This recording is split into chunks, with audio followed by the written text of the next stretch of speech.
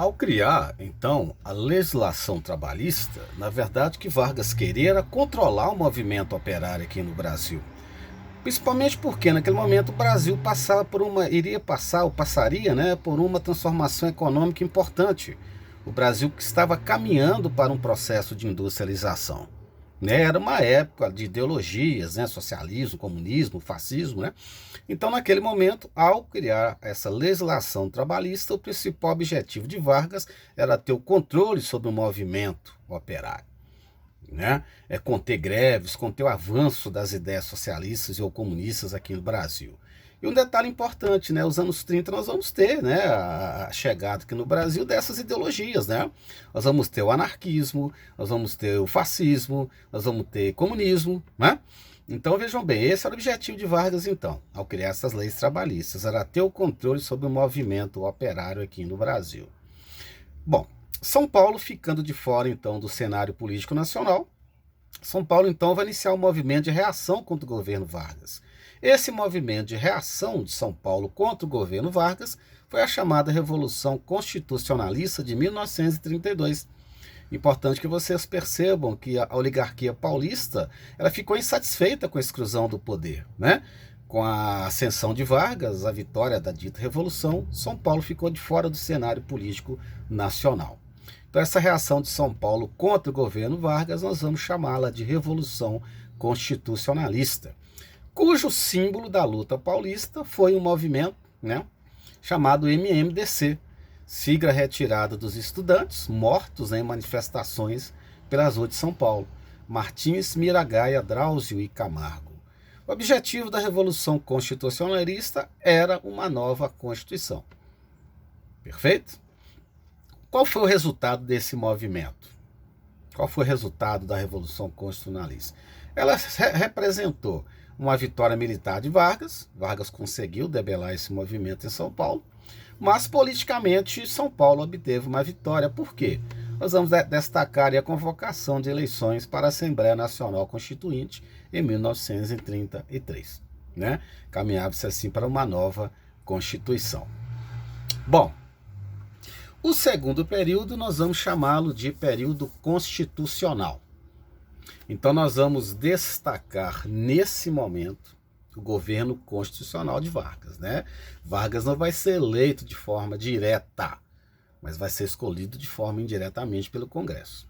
Então o período constitucional, ele inicia-se em 1934 e encerra-se em 1937. ênfase na Constituição de 1934. Qual a importância da Constituição de 1934? Primeiro, voto secreto, obrigatório e direto. Não se esqueçam que na República Velha o voto era aberto. Então isso facilitava ali as manobras, os conchavos, né? O domínio político local, né? As eleições fraudulentas, não havia uma justiça eleitoral, né? A inclusão do voto feminino, excluindo-se analfabetos, criação de uma justiça eleitoral, né? A Constituição trazia com ela o corporativismo. O que é o corporativismo? É a tendência fascista, né? Corporativismo é o controle dos sindicatos de operários pelo Estado. Perfeito? Confirmação de leis trabalhistas, mandato presidencial de 4 anos e a eleição indireta de Getúlio Vargas como presidente. Então iniciava-se o governo constitucional. Ao mesmo tempo, uma intervenção do Estado na exploração de minérios. O Estado passaria agora, né, a controlar a produção de minérios aqui no Brasil. Ao longo da década de 30, é importante que vocês percebam que o Brasil está sofrendo influência das ideologias, né? Então, se na Europa, por exemplo, nós tínhamos o fascismo, né? Nós tínhamos a Itália, por exemplo, né?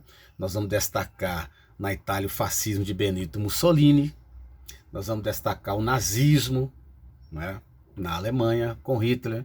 Então nós tínhamos regimes totalitários na Europa.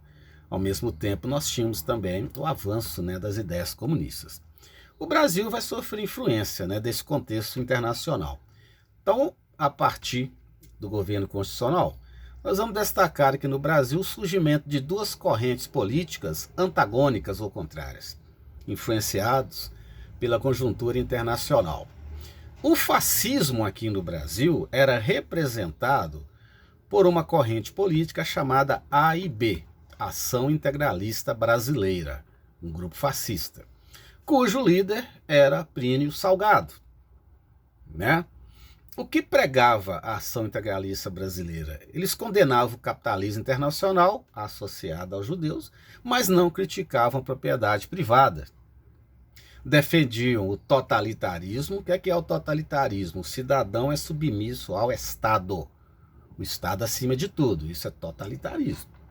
Unipartidarismo, a existência de um só partido, e a defesa de um Estado centralizado, forte.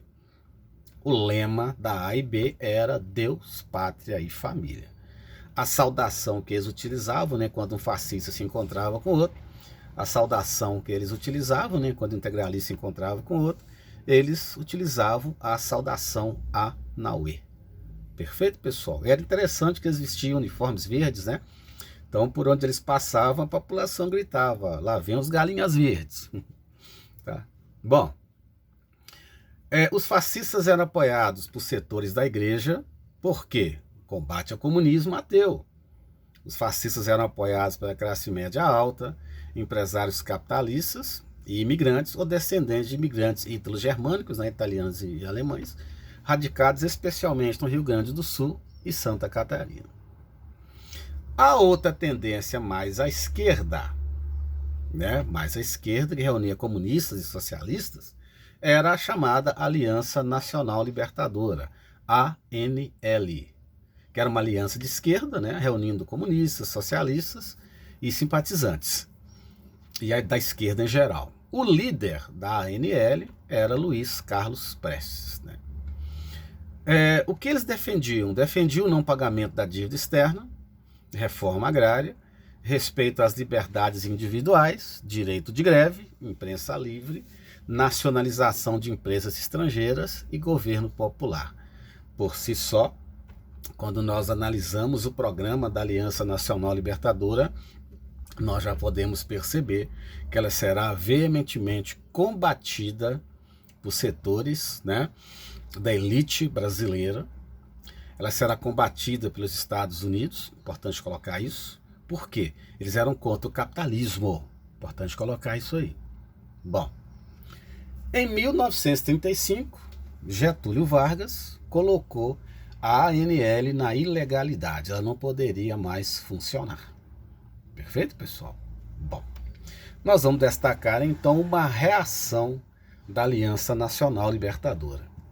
Em novembro de 1935, ocorreu uma tentativa de golpe da Aliança Nacional Libertadora. Essa tentativa de golpe, né, essa tentativa de Aliança Nacional Libertadora chegar ao poder, foi chamada de Intentona Comunista. Perfeito? Foi uma tentativa de a esquerda, uma tentativa de a ANL tomar o poder no Brasil aqui. Resultado da Intentona Comunista.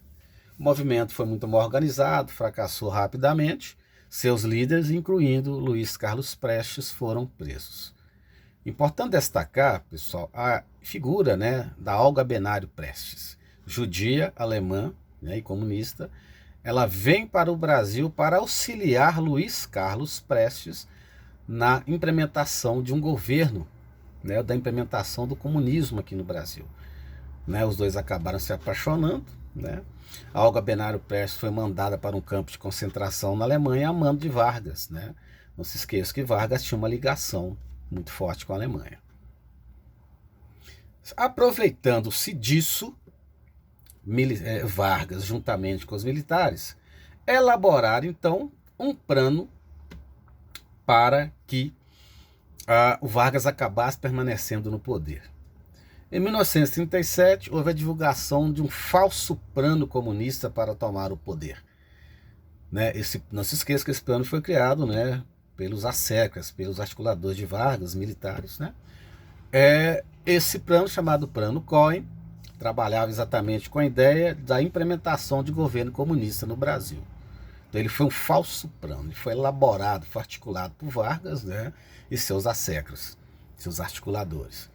Então Vargas se utilizou disso, se utilizou do plano Cohen para dar um novo golpe e instituir em 1937 o chamado Estado Novo, que vai ser caracterizado por uma ditadura fascista aqui no Brasil. Perfeito, pessoal? O Congresso Nacional foi fechado, as eleições suspensas. Então, Vargas já havia governado de 30 até 34, perfeito? 34 até 37, dentro do governo constitucional. Em 37 ele dá o golpe do Estado Novo e vai governar o país por mais 8 anos. Então isso caracteriza ou configura uma ditadura. Então, basicamente o Estado Novo é caracterizado por uma ditadura de Vargas. 37 até 45. Bom, a edição de uma nova Constituição, a de 1937, com uma tendência fascista, ela foi inspirada na Constituição polonesa, por isso ela foi chamada de polaca, tá? Criando aqui no Brasil essencialmente um governo fascista. Perfeito? Estado de emergência permanente, plenos poderes ao presidente e à política. Olha, plenos poderes ao presidente, fortalecimento do poder executivo. Então isso configura o totalitarismo. O Congresso Nacional fechado, o presidente passou a governar por decretos-lei. Proibição de greves. Outro ponto importante, pessoal, era necessário justificar o Estado Novo. Era necessário configurar, garantir poderes, né, mostrar à população de que, de fato, o Estado era íntegro, né? Então era preciso justificar o poder do Estado. Então, para isso, foi criado o chamado DIP, Departamento de Imprensa e Propaganda. Esse Departamento de Imprensa e Propaganda, o DIP, fazia uma censura permanente dentro do governo. Então, por exemplo, não era qualquer coisa que poderia ser veiculada, né? Qualquer obra, jornais, revistas, tudo que atacasse o governo Vargas, evidentemente, seria debelado ou destruído pelo governo varguista. Perfeito? Então, o DIP, Departamento de Imprensa e Propaganda. Tá? Ele decretava a prisão de qualquer opositor do governo. Importante destacar que cabia ao DIP, Departamento de Imprensa e Propaganda, fazer sempre ou criar uma imagem positiva de Getúlio Vargas. Esse era o objetivo, né, do DIP. Essa era a função do DIP. Então, criar, né, essa imagem favorável, essa imagem positiva de Getúlio Vargas. Perfeito? Então, nós vamos destacar lá prisão de qualquer opositor, né, conta com o apoio das Forças Armadas. E uma coisa importante, pessoal, isso é controle, né? Isso é controle do Estado sobre o cidadão. Isso configura a questão do totalitarismo. O Estado está acima de todos. Perfeito, pessoal? A ausência de qualquer partido, né? Até a própria AIB, ela foi fechada ao longo do Estado Novo. Em 1938, nós vamos destacar, né, uma reação da ação integralista brasileira. Em 1938, nós vamos destacar também uma tentativa de golpe da AIB. Em 1938, ocorreu a chamada Intentona Integralista. Foi um golpe fracassado da AIB. Cuidado, pessoal, para não confundir Intentona Integralista com Intentona Comunista. Perfeito? Intentona Comunista, ANL, 1935. Intentona Integralista, 1968, uma tentativa de golpe, né? Uma tentativa de os fascistas tomarem o poder aqui no Brasil. Na verdade, o que Vargas está fazendo? Está eliminando todos os seus opositores. Perfeito, pessoal? Bom, a questão da política internacional, que é uma temática importante, que é muito cobrada, né, em alguns concursos. Por que isso é importante? Coloquei para vocês que o Brasil, nos anos 30, nós vivíamos aqui o antagonismo, né, das forças ideológicas, né? Fascismo de um lado e comunismo do outro. Se nós pensarmos bem, Estado Novo vai de 1937 a 1945. Olha só, 1937, 1945. Então, no contexto do Estado Novo, nós vamos ter a Segunda Guerra Mundial. A Segunda Guerra Mundial vai de 1939 a 1945. Ok, pessoal? Então, por que eu estou colocando isso aqui? Porque o Brasil vai estar inserido nesse contexto internacional. Vamos analisar isso, essa política internacional pragmática, da seguinte forma. Então, vejam bem. Exploração de rivalidades para obter vantagens para o Brasil. Projeto de industrialização. Então, gente, o Brasil naquele momento entrava dentro de um contexto de industrialização. Então, aqui, nós tínhamos já um governo com uma tendência fascista. O governo Vargas tinha essa tendência fascista. Então, bastante cuidado com isso. Não se esqueça. 1939, 1945, Segunda Guerra Mundial. 1935 a 1945, Estado Novo. Perfeito? Então é evidente que o Brasil sofria pressões internacionais naquele momento. Beleza? E nós tínhamos aqui os antagonismos, né, das ideologias. Bom, em 1942, navios brasileiros são afundados por submarinos alemães. Olha, nós estamos na Segunda Guerra Mundial. Então esse fato acabou precipitando a entrada do Brasil na Segunda Guerra Mundial. Aí está um detalhe importante. Segunda Guerra Mundial, nós temos duas forças antagônicas. De um lado, nós vamos destacar as chamadas potências do eixo, que eram fascistas: Itália, Alemanha e Japão. Do outro lado, nós vamos destacar as potências liberais democráticas: Estados Unidos, França, Inglaterra. Então olha que coisa interessante isso, para nós discutirmos. Em tese, Vargas não declararia guerra à Alemanha. O Vargas tinha uma admiração muito grande em relação à Alemanha. Então, quando navios brasileiros foram afundados por submarinos alemães em 1942, isso acabou forçando o Brasil a declarar guerra às potências do eixo: Alemanha, Itália e Japão. Muito a contragosto para Getúlio Vargas. Importante colocar isso aí. E um detalhe chave, pessoal, que o Brasil teve um papel até importante, na Segunda Guerra Mundial. A Força Expedicionária Brasileira, né, a Força Aérea Brasileira, a FAB, né, os pracinhas. Nós vamos destacar uma participação efetiva do Exército Brasileiro lá na Itália. O Brasil teve um papel efetivo na Segunda Guerra Mundial, lutando, né, ao lado de Estados Unidos, França e Inglaterra, né, as potências democráticas. Bom, em 1943, nós vamos ter mais uma atuação do governo em relação aos trabalhadores. Em 1943, houve a edição da CLT, Consolidação das Leis do Trabalho. Mais uma vez, o governo varguista procurando controlar o movimento operário aqui no Brasil. Perfeito, pessoal?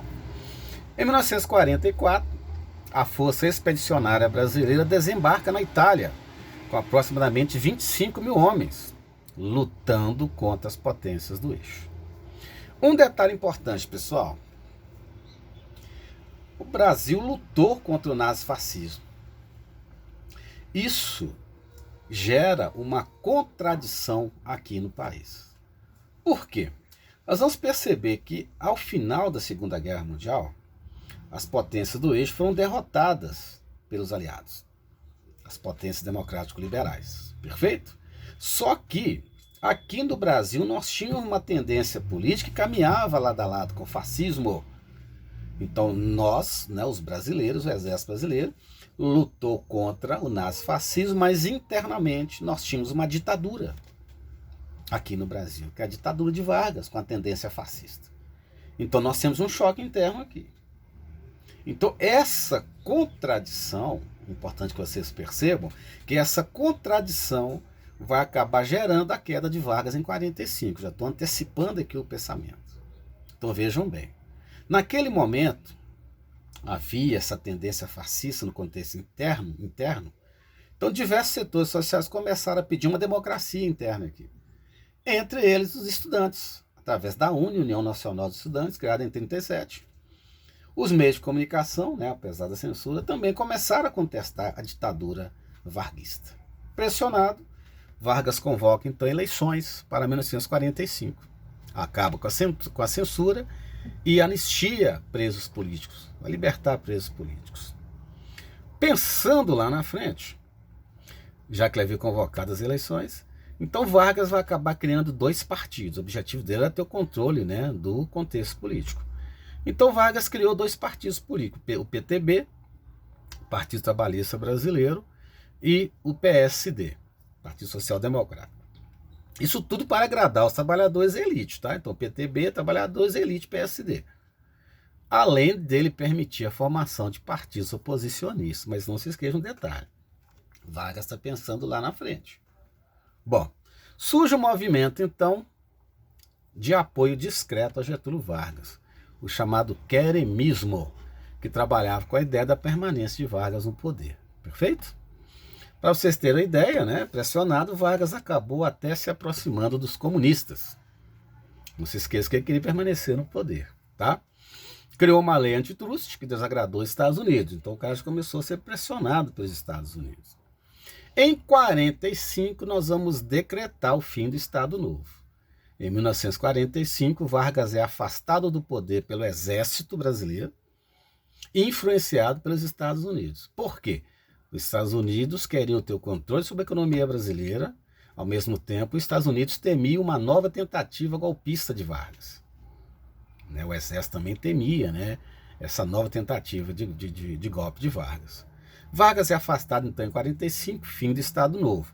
Vargas retornou para o Rio Grande do Sul e, posteriormente, né, ele é eleito senador, né, tanto pelo Rio Grande do Sul quanto por São Paulo. Detalhe importante, não se esqueçam da contradição que derrubou Getúlio Vargas. Qual foi a contradição? O Brasil lutou contra o nazifascismo, mas internamente havia uma ditadura fascista aqui no Brasil. Perfeito, pessoal? Então, 45, fim do Estado Novo, deposição de Vargas, assume então o presidente do Supremo Tribunal Federal, José Linhares, que vai governar até que as eleições tivessem transcorrido e o presidente assumisse. Perfeito, pessoal?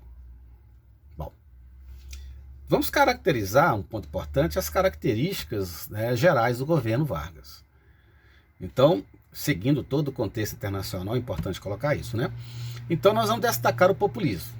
Vargas era um líder populista, assim como foram Domingos Perón e Lázaro Cárdenas, né, no México. Então, como nós vamos entender o populismo? Primeiro, o que é o populismo? Tipo de governo que possui as seguintes características: autoritarismo, o estatismo, que é a presença rígida do Estado, né? Corporativismo, que é o controle dos sindicatos pelo Estado, culto ao líder, né? Que era uma tendência importante, interessante no Brasil, né? Aqui no Brasil, durante o Estado Novo, o DIP, Departamento de Imprensa e Propaganda, era quem cuidava dessa imagem positiva de Vargas, né? Dessa imagem favorável de Vargas. Essencialmente, o populismo ele visa o apoio da população ao Estado, né? É importante vocês verem que o presidente é a figura maior, né, máxima dentro desse contexto aí. Aqui no Brasil nós tivemos então o Vargas, né, com essa tendência ao populismo varguista. Mas não se esqueça, né, nós tivemos aqui populismo e trabalhismo.